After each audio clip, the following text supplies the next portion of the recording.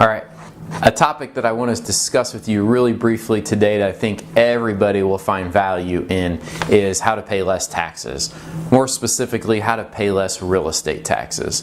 So every year the county does an assessment of your property, of your real estate, even personal property in some cases, and says what they think that asset is worth. And based on that valuation, which sometimes people misconstrue as an appraisal, kind of, sort of, but not really, based on that assessment or appraisal, they determine what your tax amount is. So the tax rate is set, and that's a whole nother mess, but really your opportunity is to contest your assessment. So if you bought the house for easy math, say 100 grand, and the assessment is for 120, then essentially you're being taxed at about 20% higher than you should be. So the property to contest that assessment or contest your taxes is really pretty simple, and hopefully I can explain it to you and it will become less intimidating and a lot more people can take advantage of this opportunity that I really think that the government thinks most people won't do, so it's easy to creep those things up. So every year they bump it a little bit, oftentimes,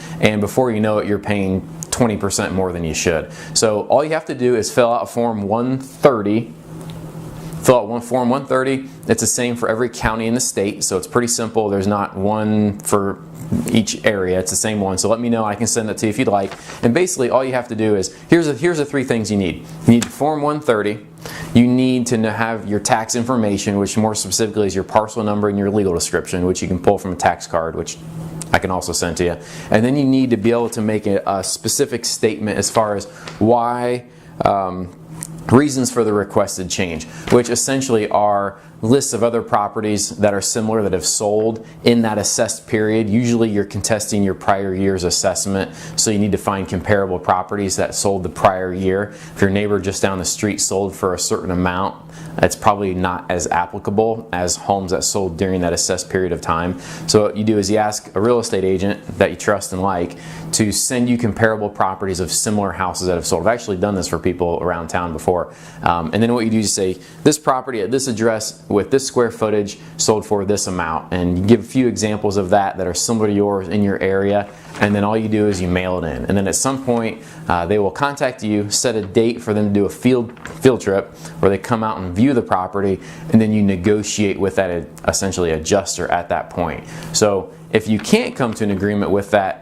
field rep at that point, you can then do a formal appeal before the hearing panel.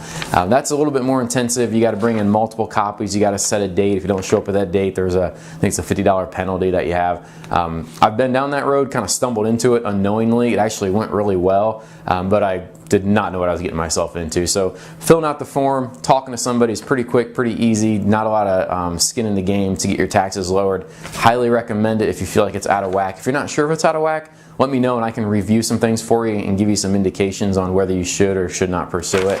But it's a great opportunity to save money, pay less taxes. Hope you find this helpful. If you have any other questions, feel free to let me know. And don't forget, I'm never too busy for your referrals. Take care.